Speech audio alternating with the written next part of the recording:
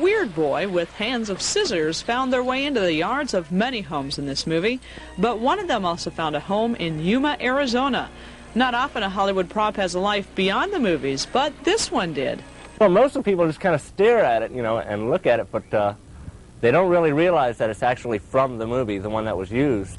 And when I tell them that, they really, it's like, being part of Hollywood. Here in Yuma, they won't come up and touch it. Really? The folks who drive by to catch a glimpse aren't the only ones wondering what it's all about. George's neighbors are also raising their eyebrows. Did he make that, or did somebody put it there for him, or? I think it's totally in character with George. I wasn't really surprised when his wife said he was bringing it home. One thing that may surprise some folks is how much George paid. He's not confirming it, but word is he forked out some $8,000. Why? Well, creates a little attention, and, maybe we might scare away a few of our neighbors, When I'm faced with trials and challenges. Who knows? That was just a couple houses down. But one thing I should add is that is not a real tree.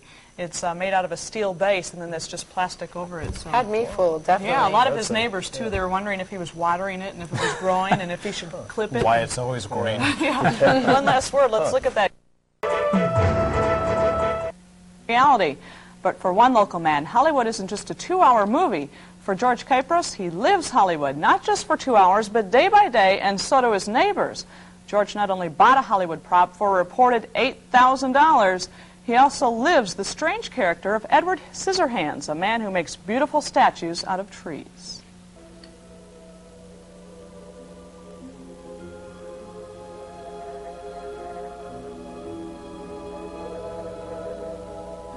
All this noise, and I was... All along, I felt in my gut there was something wrong with him.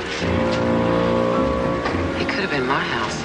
Could have been any of our houses, but... They don't really realize that it's actually from the movie, the one that was used. And when I tell them that, they really, it's like, being part of Hollywood, here in Yuma. George Kypros admits he's weird. Like the character in the movie, he attracts a lot of attention. I think they look weird. They give me the creeps. You should see the clown in front of Miss Peters' yard. Kim! Well, creates a little attention, and, maybe we might scare away a few of our neighbors. Has it worked? No, actually, I think they like it. I think it's totally in character with George. I wasn't really surprised when his wife said he was bringing it home. That's pretty neat. I didn't know whether he had made that or whether somebody had brought it in for him or what it is. I think it's beautiful. It's really something to see. Head over to Rancho Sereno. It's quite a sight. No kidding. $8,000? Well, he wanted to confirm that, but I did ask him that on camera, and he kind of laughed, and he said, well, I'm not saying, but... it's a conversation piece. You recognize it as soon as you see it. If you've seen the movie, you definitely will recognize